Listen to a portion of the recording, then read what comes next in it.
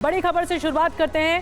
Sam Pitroda के बयान से घमासान मचा हुआ है, सियासी घमासान मचा है। ओवरसीज कांग्रेस के अध्यक्ष है सैम पित्रोदा, उन्होंने बयान दिया। सैम पित्रोदा ने अमेरिका के विरासत टैक्स का जिक्र किया और सैम पित्रोदा ने अमेरिका की नीतियों की तारीफ की।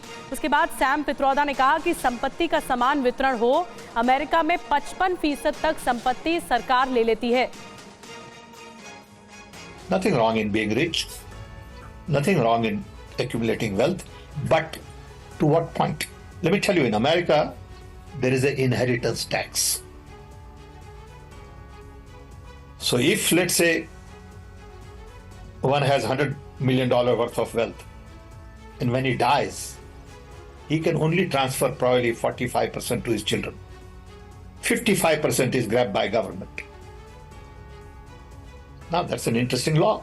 It says, you in your generation made wealth,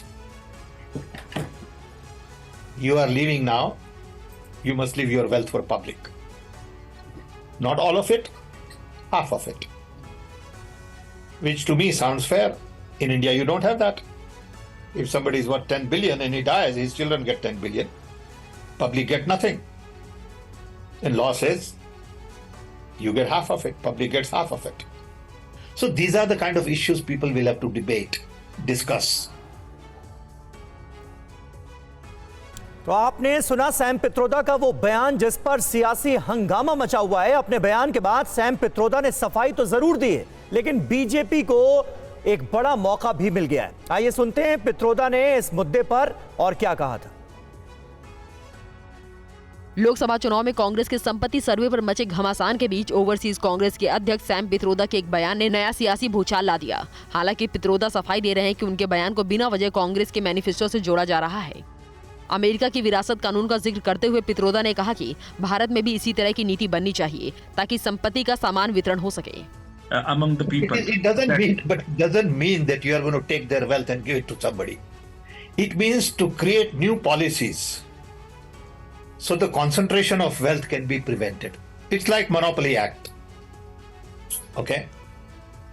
It doesn't mean that I'll take your shirt away. All right? That's how do you read that? I don't understand. How can you do that? Okay? It's not physically possible to do that. But you can say the future policies would be such that this particular group cannot be into everything. इधर Sam Pitroda के बयान पर प्रधानमंत्री मोदी ने पलटवार किया है। कांग्रेस की लूट जिंदगी के साथ भी बाद भी, कहना प्रधानमंत्री मोदी का। पित्रोदा ने विरासत टैक्स की बात की। आपकी पैतृक संपत्ति अपने बच्चों को देंगे। कांग्रेस आपकी संपत्ति को लूटना चाहती है, आपकी संतानों का हक लूटना चाहती है, कहना प्रधानमंत्री मोदी का। शाही परिवार के शाहजादे के सलाहकार, इस शाही परिवार के शाहजादे के पिताजी के भी सलाहकार, उन्होंने कुछ समय पहले कहा था, और ये परिवार उन्हीं की बात मानता है। उन्होंने कहा था कि हमारा देश का जो मिडिल क्लास है, मध्यम वर्गीय लोग हैं, जो मेहनत करके कमाते हैं, उन्होंने कहा उन पर ज्यादा टैक्स लगना चाहिए। ये इन्होंने पब्लिकली कहा है। अब ये लोग उससे भी एक कदम आगे चले गए हैं। अब कांग्रेस का कहना है कि वो इनहेरिटेंस टैक्स लगाएगी। माता पिता से मिलने वाली विरासत पर भी टैक्स लगाएगी। आप जो अपनी मेहनत से संपत्ति जुटाते हैं, वो आपके बच्चों को नहीं मिलेगी। और प्रधानमंत्री मोदी की बड़ी बात है, आपको बता रहे, एक और बड़ी बात यह है कि कांग्रेस की नजर आपकी कमाई पर है। ये कहा प्रधानमंत्री मोदी ने, कांग्रेस की नजर आपके मकान दुकान पर है, कांग्रेस की नजर आपके खेत खलियान पर भी है, कांग्रेस की नजर परिवार के स्त्री धन पर भी है। इसके अलावा कांग्रेस ये कह रही है कि संपत्ति बांट देंगे। प्रधानमंत्री मोदी ने हमला बोला है। यहां सरगुजा में तो हमारी आदिवासी बहनें चंदवा पहनती है, हंसूली पहनती है, हमारी बहनें मंगलसूत्र पहनती हैं। कांग्रेस ये सब आपसे छीनकर वो कहते हैं हम इक्वली डिस्ट्रीब्यूट कर देंगे। अब आपको मालूम है ना वो किसको देंगे? मालूम है ना किसको देंगे? आपसे लूट करके किसको देंगे मालूम है ना? मुझे कहने की जरूरत है क्या? क्या ये पाप करने देंगे क्या आप? और कहती है कांग्रेस सत्ता में आने के बाद ही वो एक के बाद ऐसे क्रांतिकारी कदम उठाएगी। तो प्रधानमंत्री लगातार कांग्रेस के घोषणा पत्र और कांग्रेस के नेताओं के जो बयान सामने आए हैं उस पर हमलावर हैं। पीएम के आरोपों पर राहुल गांधी ने अब जवाब दिया है। कहा कांग्रेस मैनिफेस्टो से प्रधानमंत्री मोदी घबरा गए, कांग्रेस मैनिफेस्टो से पीएम हिल गए।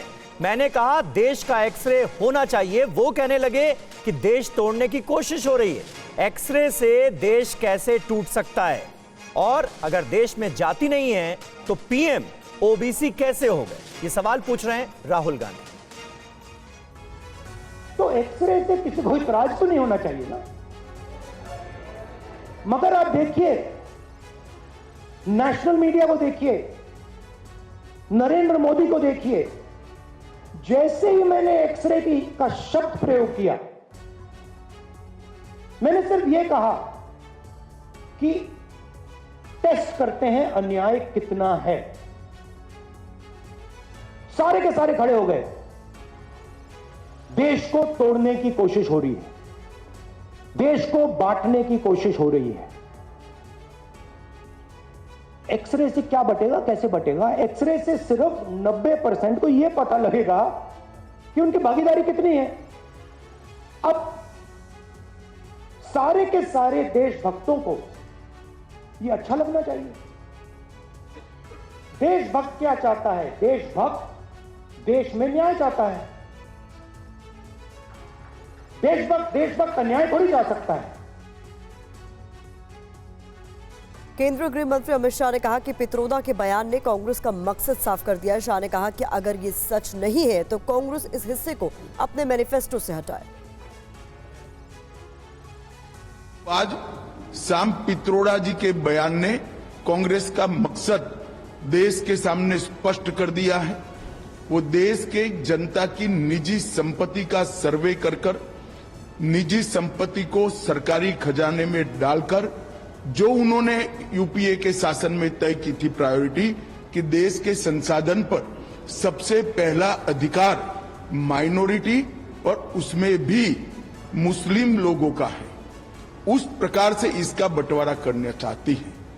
मैं मानता हूं कांग्रेस पार्टी या तो अपने मैनिफेस्टो से इस बात को विड्रॉ करे या उन्होंने स्वीकार करना चाहिए कि यही उनका मकसद है। और देश की जनता को भी मैं अपील करना चाहता हूं, इनके महत्वपूर्ण नीति निर्धारण करने वाली लोगों की टीम के मुखिया सैम पित्रोदा के बयान को देश की जनता गंभीरता से ले। और इस विवाद के बीच कांग्रेस ने सैम पित्रोदा के बयान से किनारा कर लिया है। हालांकि पार्टी नेता जयराम रमेश ने कहा कि असल मुद्दों से ध्यान भटकाने के लिए हंगामा किया जा रहा है। पार्टी प्रवक्ता सुप्रिया श्रीनेत ने कहा है कि बीजेपी बयान के साथ काटछाट कर रही है।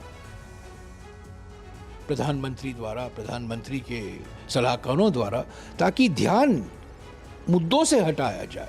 प्रधानमंत्री जानते हैं कि वो हारने वाले हैं। पहले चरण में वो उनका सफाया हुआ है दक्षिण भारत में, उत्तर भारत में उनको हाफ होगा, मध्य भारत में उनका घटेगा।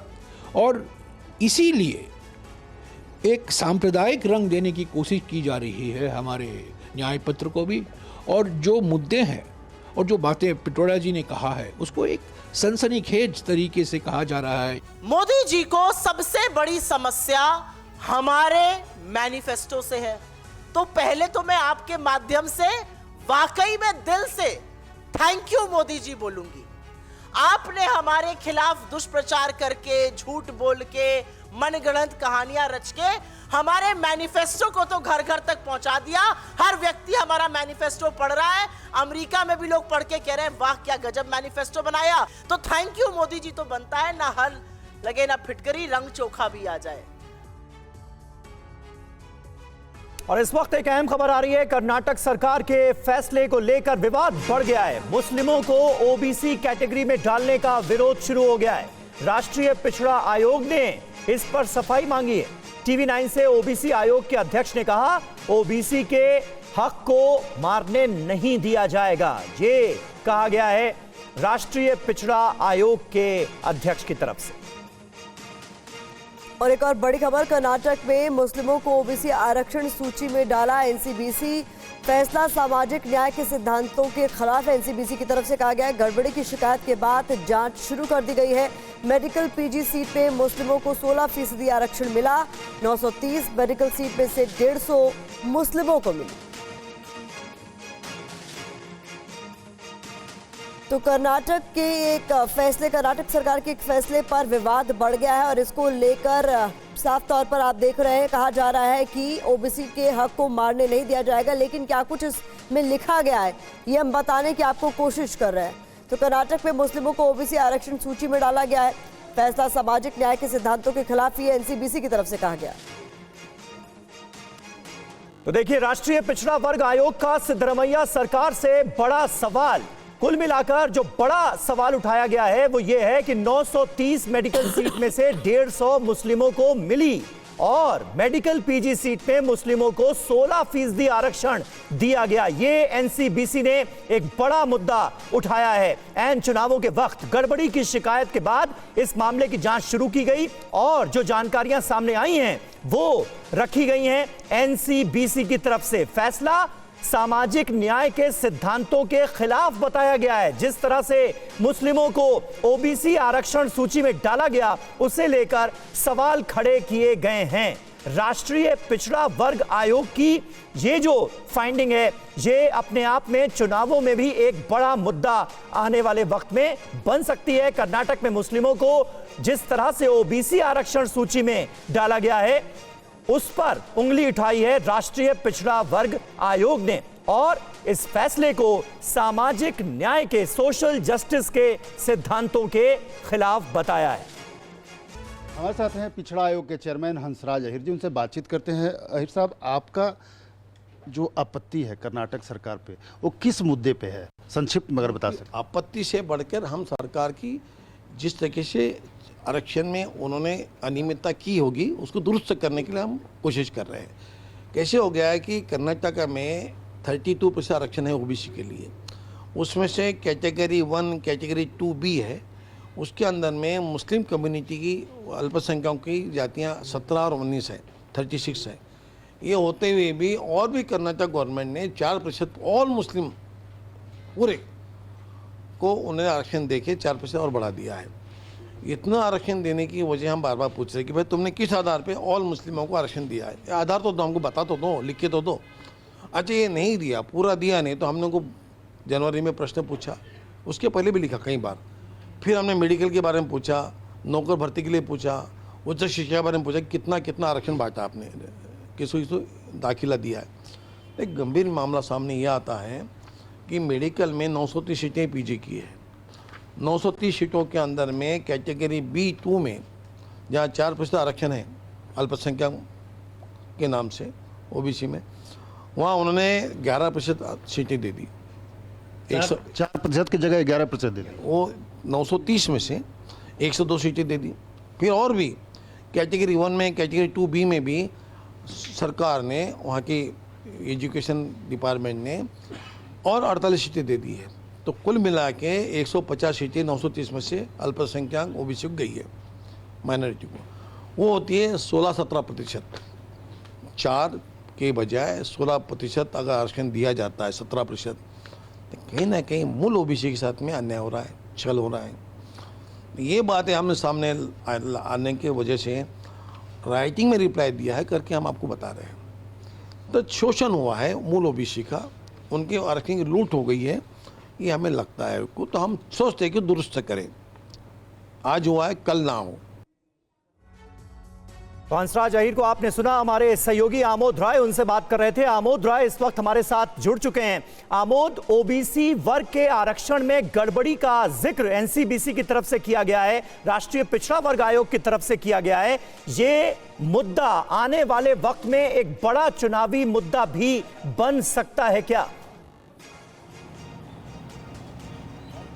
निश्चित तौर पर देखिए समीर, ऑलरेडी एक बड़ा मुद्दा प्रधानमंत्री के द्वारा छेड़ा जा चुका है और एक नई बात सामने ये आई है कि कर्नाटक में जिस तरह से मेडिकल एडमिशन में 16 से 17% का आरक्षण दिया गया है, उसको बीजेपी कतई छोड़ेगी नहीं और उसको भुनाने की कोशिश जरूर होगी, जन जन तक ले जाने की कोशिश जरूर होगी। और उसी के तहत इसको भी देखना चाहिए कि जो ओबीसी आयोग है उसने चिट्ठी लिखा है और चिट्ठी लिखने के बाद वहाँ की चीफ सेक्रेटरी को तलब करने की बात कही है और ज़रूरत पड़ने पे इस मैटर को राष्ट्रपति और संसद तक ले जाने की बात कह रहे हैं। तो ये किसी भी तरह से जो एक वहाँ इनका जो कहना है ये है कि वहाँ ऑलरेडी 36 जातियां जो मुस्लिम वर्ग की हैं उनको आरक्षण कोटे में आती हैं, ओबीसी कोटे में आती हैं और उनको दिए जाने से इनको कोई आपत्ति नहीं है, उनको दिया जाना चाहिए। लेकिन इसमें जो 4% अलग से आरक्षण दिया जा रहा है उसमें कोई कास्ट या पिछड़ा हुआ या दलित मुस्लिम ऐसा कुछ नहीं माना जा रहा है और उसमें सामान्य मुस्लिम के लिए रिजर्वेशन दिया गया है, उसको लेकर आपत्ति दर्ज कराई है और कोटा लिया जा रहा है ओबीसी से, तो इसको लेकर आपत्ति जताई है और इसके लिए ये पूरी कवायद है। निश्चित तौर पे चुनाव है तो ये मुद्दा बनेगा ही बनेगा। समीर, बिल्कुल, बहुत बहुत शुक्रिया आमोद। और प्रधानमंत्री नरेंद्र मोदी भी लगातार अपनी चुनावी रैलियों में इस मुद्दे को उठा रहे हैं कि धर्म के नाम पर आरक्षण नहीं होना चाहिए। बढ़ते आगे, एआईएमआईएम के अध्यक्ष असदुद्दीन ओवैसी बिहार में धुआंधार प्रचार कर रहे हैं। इस दौरान वो पीएम मोदी पर लगातार हमलावर हैं। चुनावी सभाओं में पीएम मोदी के बयानों पर असदुद्दीन ओवैसी लगातार हमलावर हैं। ओवैसी ने आरोप लगाया कि चुनाव में वोट हासिल करने के लिए पीएम मोदी मुसलमानों को खौफ दिखा रहे हैं। उन्होंने आरोप लगाया कि पीएम मोदी अपने बयानों से देश का माहौल खराब कर रहे हैं। ओवैसी ने पूछा कि क्या मोदी मुसलमानों के प्रधानमंत्री नहीं हैं और अगर ऐसा है तो इस तरह के बयान क्यों दे रहे हैं। ओवैसी ने बिहार के किशनगंज के एआईएमआईएम उम्मीदवार के लिए चुनाव प्रचार में जुटे हैं। इस दौरान वो बीजेपी पर खुलकर हमले कर रहे हैं और पीएम मोदी पर भी जमकर निशाना साध रहे हैं। मोदी की एक ही गारंटी मुसलमानों से नफरत की गारंटी है। वो 2002 से सिर्फ नफरत के मुजाहरे कर रहे हैं और 17 करोड़ देश की आबादी है मुसलमानों की, सबसे बड़ी अल्पसंख्यक समाज है। वो देश के 140 करोड़ जनता के प्रधानमंत्री हैं, सिर्फ मुसलमानों के नहीं है क्या? उनको इस तरह से रुसवा करना, उस तरह से उनसे नफरत करना और अगर कल कुछ देश में दंगा हो जाए, उस जिम्मेदारी नरेंद्र मोदी की होगी। आगे बढ़ते, संविधान पर चल रही बहस के बीच अमरावती से बीजेपी उम्मीदवार नवनीत राणा ने कांग्रेस पर बड़ा आरोप लगाया है। क्या कहा उन्होंने, देखिए इस रिपोर्ट में। नवनीत राणा ने आरोप लगाया कि कांग्रेस संविधान को खत्म करने की कोशिश कर रही है। इतना ही नहीं, उन्होंने ये भी आरोप लगाया कि आने वाले समय में कांग्रेस जनता के सभी अधिकार खत्म कर देगी। उन्होंने दावा किया कि जब तक नरेंद्र मोदी की सरकार है ऐसा होना नामुमकिन है। कि जिस तरीके से राहुल गांधी जी बोल रहे हैं कि महिलाओं का सोने का भी माप तोल होगा, किसके पास कितना सोना है और आम लोगों के पास किसके पास कितनी प्रॉपर्टी है और उसका भी हिसाब किया जाएगा।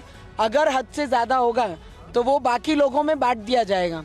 इस देश में नई प्रथा आ रही है, संविधान को ख़त्म करने की कोशिश ये हमारे कांग्रेस के लोग कर रहे हैं, क्योंकि मेहनत की कमाई आम लोगों की, अगर उनकी मेहनत की ज़िंदगी भर की कमाई अगर दूसरों में बांट दी जाएगी तो मुझे लगता है कि आम लोग जो खून पसीने से अपनी संपत्ति और अपना सोना, अपना घर, अपना बार बनाते हैं, मुझे लगता है ये सब चीज़ों में कांग्रेस जिस तरीके से पेश कर रही है कि हुकुमशाही आने वाले समय में वो कांग्रेस और राहुल गांधी जी करेंगे। और यूपी की कन्नौज लोकसभा सीट को लेकर टीवी9 भारतवर्ष की पक्की खबर। कन्नौज सीट से अखिलेश यादव ही लड़ेंगे चुनाव। कल कन्नौज से नामांकन दाखिल कर सकते हैं अखिलेश यादव। कार्यकर्ताओं के दबाव के बाद अखिलेश ने मन बनाया है कन्नौज सीट से चुनाव लड़ने का। आपको याद होगा, तेज प्रताप यादव कन्नौज से फिलहाल समाजवादी पार्टी के उम्मीदवार हैं, यानी उनका टिकट कटने जा रहा है और इस सीट से अखिलेश यादव चुनाव लड़ेंगे। तो कांग्रेस के ओवरसीज अध्यक्ष सैम पित्रोदा के बयान पर विवाद हो रहा है। इस पर बीजेपी प्रेस कॉन्फ्रेंस कर रही है, सीधे लिए चलते हैं। के बारे में बात किया था, अब यह साफ हो गया कि वो फोटोएं किसी गलती के तहत नहीं थी, इनके दिमाग में विदेश की बातें अंकित हैं। और मैं तो उनसे पूछना चाहता हूं, विदेश की कौन सी शक्तियां आपको प्रेरित कर रही हैं? अगर आप ये कहना चाहते हैं तो विदेशों में जो आप उदाहरण देना चाहते हैं उसमें तो 45% तक टैक्स लगता है। आपको पता होना चाहिए, मैं गंभीर विषय की तरफ ध्यान आकृष्ट करना चाहता हूं। आज मल्टीपोलर वर्ल्ड आगे बढ़ रहा है। डॉलर की हार्ड करेंसी के रूप में भविष्य अनिश्चित हो रहा है। 2-3 बार उन्होंने अपने रेट ऑफ इंटरेस्ट बढ़ाए, उसके बाद भी काम नहीं हो रहा। यानी विश्व भविष्य में हार्ड करेंसी के रूप में गोल्ड की तरफ आगे बढ़ रहा है। और गोल्ड सबसे ज्यादा भारत में खरीदा जाता है, on an average every year 700 ton. क्यों? हर व्यक्ति गोल्ड खरीदता है। गरीब से गरीब व्यक्ति भी यह कहता है कि चाहे मेरे पास 2 तोला 4 तोला सोना हो, मगर वो तोला सोना होना चाहिए। आप उस बचत के ऊपर क्या 45% टैक्स लगाना चाहते हैं? अगर आप विदेश से प्रेरणा की बात कर रहे हैं, जो उदाहरण उन्होंने देने की बात कही है, इसका अर्थ क्या हुआ कि भविष्य में विश्व में जो हार्ड करेंसी हो सकता है, जिसका सबसे बड़ा बेस भारत के अंदर हो सकता है, उस भारत के बेस को ध्वस्त करने के किसी बड़े राजनीतिक षड्यंत्र का हिस्सा तो नहीं है। यह मैं बात गंभीरता से पूछना चाहता हूं। और माननीय प्रधानमंत्री जी ने जो बात कही है कि कांग्रेस की लूट जिंदगी के साथ भी और जिंदगी के बाद भी, मैं बताना चाहता हूं कि हमारे यहां यह परंपरा है। हमारे यहां सोना कोई एसेट नहीं है। यह फॉरेन के माइंडसेट से बाहर आइए। कोई भी हिंदू सनातनी पूजा करता है तो उसमें स्वर्ण रखा जाता है। विवाह होता है तो गरीब से गरीब आदमी हाथ में सोना देता है। और यहां तक कि जब लगता है कि प्राण छूटने वाले हैं तो कहा जाता है यदि घर में सोने का कोई टुकड़ा हो तो वो उनके मुंह में रख दीजिए। किस प्रकार की चीजों के लिए, किस भावना से प्रेरित है? बहुत साफ हो गया, विदेशी मानसिकता से प्रेरित। जिसको भारत की विरासत से नफरत है, वो भारतीयों की विरासत पर गिद्ध दृष्टि डालकर बैठे। मगर अपनी पार्टी की विरासत परिवार के बाहर नहीं जानी चाहिए। ये वो सारे दल हैं कि मेरी पार्टी तो पीढ़ी दर पीढ़ी ट्रांसफर करेंगे बगैर इनहेरिटेंट टैक्स के, मगर आपसे इनहेरिटेंट टैक्स लेंगे। मैं कांग्रेस से पूछना चाहता हूं, एक तरफ माननीय प्रधानमंत्री जी जन धन योजना के द्वारा 54 करोड़ गरीबों के खाते में धन पहुंचाया उन्होंने, और उन खातों में 2 लाख करोड़ रुपए से अधिक रुपया है। और आप जन जन का धन खींच लेना चाहते हैं। अगर 4 करोड़ निर्धनों को आवास मिले हैं और हमने अपने मैनिफेस्टो में यह कहा है कि अब उसे बढ़ाकर 7 करोड़ करेंगे, मैं देशवासियों से पूछना चाहता हूं, जिस भी शहर में ये मकान है कुछ सालों में वो भी कुछ लाख रुपए के हो जाएंगे। और जब वो अपने बेटे बेटियों को देना चाहेंगे तो उनसे टैक्स लिया जाएगा, क्योंकि तब आप कहेंगे तो कई लाख के हो गए। इसलिए हम बिल्कुल साफ कह सकते हैं कि देश की विरासत पर, जब सांस्कृतिक गौरव विरासत की बात आती है तो उस पर इनकी कुदृष्टि होती है, और देश के जन जन की विरासत पर इनकी गिद्ध दृष्टि है। और अब इसमें कुछ बचाव की कोई गुंजाइश नहीं रह गई है।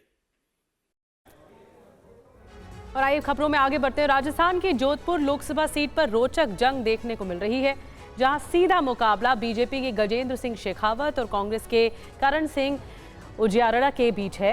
एक तरफ जहां शेखावत मोदी की गारंटी के साथ लोगों के बीच मैदान में डटे हुए हैं, तो दूसरी तरफ कांग्रेस के करण सिंह पानी की कमी के साथ दूसरे स्थानीय मुद्दों के साथ जोर आजमाइश कर रहे हैं। जोधपुर एक हाई प्रोफाइल सीट, चुनाव लड़ रहे हैं केंद्रीय मंत्री गजेंद्र सिंह शेखावत, और उनके खिलाफ इस बार हैं कांग्रेस से करण सिंह जी। करण सिंह जी, टीवी 9 भारतवर्ष में बहुत बहुत स्वागत है आपका। धन्यवाद। कैसा चल रहा है इस चुनाव? जोरदार चल रहा है, सब बल्ले बल्ले है। गजेंद्र सिंह शेखावत से टक्कर है? बिल्कुल है, तो शेखावत इस बात को नहीं मान रहे। वो कह रहा है टक्कर करण सिंह और गजेंद्र सिंह के बीच नहीं है। मैं तो मानता हूँ ये प्योर टक्कर करण सिंह और गजेंद्र सिंह के बीच है। वो क्या कह रहे हैं? वो कह रहे सनातन धर्म का चुनाव है। ये तो बीजेपी ने कांग्रेस ने करण सिंह न गजेंद्र सिंह, सनातन धर्म। मैंने कहा सनातन धर्म का चुनाव लड़ना है तो फिर अपन दोनों को, जो सनातन धर्म पे चुनाव लड़ना चाहता है उसको भगवा पहन लेना चाहिए, घर त्याग देना चाहिए, महामंडलेश्वर बन जाना चाहिए, जाके सनातन धर्म की शिक्षा देनी चाहिए। यहाँ तो विकास का काम है भाई। यहाँ नेता के दो काम होते हैं, एक तो विकास के काम कराया जाए और दूसरा होता है उस गरीब की आवाज़ बनना जिसकी मुंह से जबान बाहर निकल नहीं पा रही है, प्रशासन तक उसकी आवाज़ नहीं पहुँचती। ये काम होने चाहिए। सनातन धर्म के लिए हमारे महामंडलेश्वर बने बैठे हैं और सनातन धर्म की वो बात करते हैं, तो लाओ मंच, बैठते हैं दोनों आपस में एक दूसरे में, करते हैं चर्चा माँ भगवती पे, भगवान श्री राम पे, महामंडलेश्वर महादेव पे, हरा दे मेरे को, फिर सनातन धर्म पे चुनाव लड़ ले। 2014 में रिकॉर्ड वोट से जीते गजेंद्र सिंह शेखावत, 4 लाख वोट से जीते। पिछली बार वैभव गहलोत को उन्होंने हरा दिया, सीएम के बेटे को, 3.25 लाख वोट से जीते। करण सिंह ऐसा क्या कर पाएंगे जो वैभव गहलोत नहीं कर पाए थे? एक ही काम किया है मैंने और कर रहा हूँ कि इनकी 2014 के वादे, 2019 के वादे वो पब्लिक में भेज रहा हूँ। आपसे भी बात करता हूँ। इन्होंने कहा था भ्रष्टाचार खत्म कर देंगे, हो गया भ्रष्टाचार खत्म। जिस मुद्दों पे जीत के आए उसकी बात नहीं कर रहे हैं। एक भी होर्डिंग इनका नहीं लगाया भ्रष्टाचार खत्म करेंगे, एक होर्डिंग नहीं है पूरे 1000 होर्डिंग्स में। भ्रष्टाचार खत्म हो गया। वो भ्रष्टाचार पे जब कार्रवाई करते तो आप लोग कहते हो सीबीआई, सीडी, ईडी हमारे सब पीछे लगे। ये बात आपकी बहुत अच्छी है। वो भ्रष्टाचार की कार्रवाई करते हैं, वो भ्रष्टाचार की कार्रवाई नहीं करते हैं। वो तो हमारे यहाँ दमदार नेता को ठोकते हैं ईडी की रेड और फट खुद के अंदर लादने के लिए। जितने 47 नेता विपक्ष के इन्होंने ईडी की रेड पट की भ्रष्टाचार पे, वो आज इनमें क्यों है? अगर वो भ्रष्टाचार इनमें क्यों है? इन्होंने ठेका ले रखा ईमानदारी का, तो फिर भ्रष्टाचारियों को आप ले क्यों रहे हो? आपने एक बयान दिया कि मुझे सांसद बना दो, मैं ज़मीन से आसमान तक, चांद तक सोने की सीढ़ियाँ बनवा दूंगा। आपको लगता है कि इस तरीके का बयान लॉजिकल है, इस तरीके की सियासत में? हाँ, ये आप सही पूछ रहे हो। ये आप वही बोल रहे हो जो गजेंद्र सिंह जी बोल रहे हैं। अच्छी बात है ये। नहीं, गजेंद्र सिंह जी तो कुछ और भी बोल रहे हैं। मैं उस पर गजेंद्र सिंह जी यही बोल रहे हैं। बाकी मैंने ये बोला है कि भाई हमने 25 लाख का बीमा फ्री किया, उसको 50 लाख करने वाले थे। इन्होंने आपको एक वोट गलत दिया, आपने 25 लाख का 10 लाख कर दिया, प्रत्येक परिवार को 15 लाख का लॉस दे दिया। कांग्रेस पार्टी हर जगह गरीब के लिए काम करती है, ऑनेस्टी से काम करती है। इतनी यूनिवर्सिटी हम ले आए, तो हम आप हमको वोट नहीं देते, तो क्या ये जो जुमलों से वोट देते हो क्या, झूठ बोलने से? तो लोग हंसे। तो मैंने कहा एक जुमला, इस जुमलों से ही वोट देते हो, मैं तुम्हारे जुमला लाया हूँ, झूठा जुमला।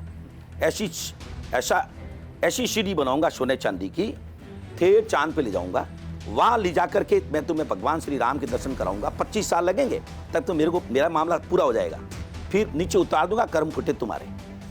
ये भारतीय जनता पार्टी इस तरीके से वोट देते हो, तो मेरे पास भी भारतीय जनता पार्टी झूठ बोलने का जुमला है, पर भाया इस तरीके से मेरा देश बर्बाद हो जाएगा, मेरा लोकतंत्र चला जाएगा। आप कह रहे हो पाकिस्तान में लोकतंत्र है, कौन सा लोकतंत्र है जिसमें स्वयं चुनाव कमिश्नर कह रहा है कि मैं 70 सीटें मैंने जीते हुए को हरा दिया, फिर भी वो प्रधानमंत्री बन गया। तो इसी तरह चंडीगढ़ की घटना देख लो, इलेक्टोरल बॉन्ड की घटना देख लो। तो मैंने इस संदर्भ में उसको कहा था, आपने सिर्फ उसको काम गजेंद्र सिंह जी ने अपने काम की चीज पकड़ी है। आगे इनका तो करैक्टर है, चरित्र है इनका। तो राहुल गांधी जी को कह दिया था कि साहब ये आलू इधर से निकलते उधर से निकलते, उसकी पूरी स्टोरी क्या है, मैंने भेजा है वीडियो, आप वीडियो देखो मेरा। लेकिन आप इस बयान से पूरे देश में वायरल हो गए, बहुत सारे लोग यूपी, बिहार, हर आदमी आपकी चर्चा करने लग गया। अब आपका नाम सुनते हैं तो लोग कहते हैं कि चलो दिलदार चलो, चांद के पार चलो। ये मैं आपको कह दूं, चांद के पार तो मुझे पता नहीं, जनता ने मेरे को अगर लोकसभा में भेज दिया तो मैं आपको वादा करता हूं कि ये जो चंडीगढ़ की घटना और 147 सांसदों को सस्पेंड करके भेज के लॉ पास कराने की घटना, ये कोई माई का लाल पैदा नहीं हुआ, किसी माँ ने पैदा नहीं किया हिंदुस्तान में कि इस तरीके से मेरे संसद में जाने के बाद में ये कानून बना दे और पास करा दे।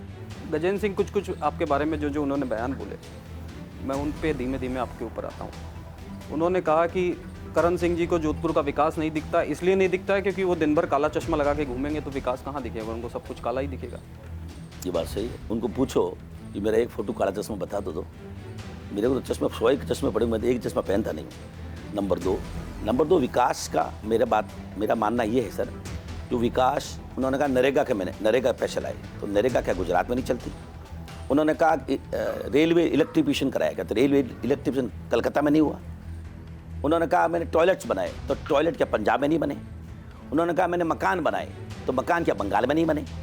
मैंने विकास के उन मुद्दों को उठाया है जो रूटीन प्रैक्टिस से बाहर, सरकार की स्कीम के अलावा आप हमारे यहाँ क्या लेके आए हो? वो तो कहना है हमने तो पूरा काम किया जल शक्ति मिशन का, राज्य सरकार अशोक गहलोत ने नहीं होने दिया, अशोक गहलोत यहाँ पानी नहीं लाना चाहते। उसका भी कारण है, उनको पूछो आप कि आप यूपी में 90% कंट्रीब्यूशन क्यों करता है सेंट्रल गवर्नमेंट और यहाँ 60% ही क्यों करता है या 40% ही क्यों करता है? आप यहाँ के मंत्री 100% क्यों नहीं करते? जब यूपी में 90% कंट्रीब्यूशन कर रहे हो तो आपके मन में खोट क्यों है? पानी लाना राज्य सरकार का काम है। अरे हुजूर, आप पैसे का क्वेश्चन किया मेरे को। जो पैसा उन्होंने भेजा है वो राज्य सरकार का 60% कंट्रीब्यूशन के लिए बोल रहे हैं, तो राज्य सरकार कंट्रीब्यूशन 60% क्यों करे? आप सेंट्रल गवर्नमेंट, राज्य सरकार जब यूपी में सेंट्रल गवर्नमेंट 90% कंट्रीब्यूशन कर रही है, तो राजस्थान में 40% क्यों? आप तो यहाँ के मंत्री हो। जोधपुर में पानी पहुंचाना राज्य सरकार का काम है या नहीं? तो केंद्रीय मंत्री जी जो खुद की जगह से होते हैं, खुद के बजट से पानी पिलाने का काम उनका है या नहीं है? अच्छा, कुछ एक दो चर्चाएं हैं जो करण सिंह जी के बारे में होती हैं कि करण सिंह जी ने पता नहीं ऐसा क्या चक्कर चलाया कि जोधपुर सीट से उनको उम्मीदवार बना दिया गया। अशोक गहलोत नहीं चाहते थे कि वो उम्मीदवार बने, लेकिन सचिन पायलट का इतना जोर था और सचिन पायलट ने पर्सनल गारंटी पे आपको चुनाव लड़वा दिया। क्या ये सही बात है? नहीं, अशोक गहलोत साहब के सिवाय जोधपुर से लोकसभा टिकट की कोई कल्पना नहीं कर सकता। तो अशोक गहलोत कितनी बार आपके नामांकन में हमने देखा कि सबसे बड़ी जो रैली हुई जिसमें सबसे बड़ी तस्वीरें आई कि अशोक गहलोत, सचिन पायलट, सब लोग एक साथ एक मंच पे आपके लिए यहाँ मौजूद थे। अशोक गहलोत कितनी बार आपके लिए प्रचार करने आए यहाँ पे? हर दिन करते हैं, एवरीडे आधा घंटा मेरी लेते हैं, रगड़ाई करते हैं हर दिन। वो नहीं किया, ये नहीं किया, एवरीडे रगड़ाई हो रही है आपकी? बिल्कुल हो रही है, एवरीडे आधा घंटा उनको देना पड़ता है सुबह उठते ही। क्या बात करते हैं वो आपसे? कौन क्या कर रहा है, क्या कर रहा है, कहाँ चल रहा है, क्यों नहीं गए, उससे क्यों नहीं मिले, उस जाति का समीकरण क्यों नहीं फिट हुआ, वो अभी तक पैर क्यों घूम रहा है, वो बॉम्बे क्यों बैठा है, वो इंग्लैंड क्यों बैठा है, अभी तक क्यों नहीं पहुंचा है, वहाँ पे व्यवस्थाएं प्रॉपर क्यों नहीं है, बूथ सम्मेलन क्यों नहीं हुए। 50 तरह की बात होती है जो पॉलिटिकल होती है। माइक्रो मैनेजमेंट अशोक गहलोत साहब के हाथ में अभी चुनाव का। वो तो कहते हैं पर्दे के पीछे। ये मैंने गलत बोल दिया यार, आप सब बता दोगे उस विपक्षों को, साला सब मेरा मामला खुल जाएगा। जोधपुर सीट से क्या दावा है? करण सिंह जी कितने वोट से जीत रहे हैं, क्या दावा कर रहे हैं? और राजस्थान में 25-0 बीजेपी कह रही है, कांग्रेस का क्या आंकड़ा है? मेरा मानना है कि डेफिनेटली ये चुनाव जो है वो कांग्रेस पार्टी 12 से 15 सीटें जीतने जा रही है। 12 से 15। हाँ, चलिए करण सिंह जी, बहुत बहुत शुक्रिया आपका और आपको इस चुनाव के लिए बहुत बहुत शुभकामनाएं। Thank you very much sir. Thank you.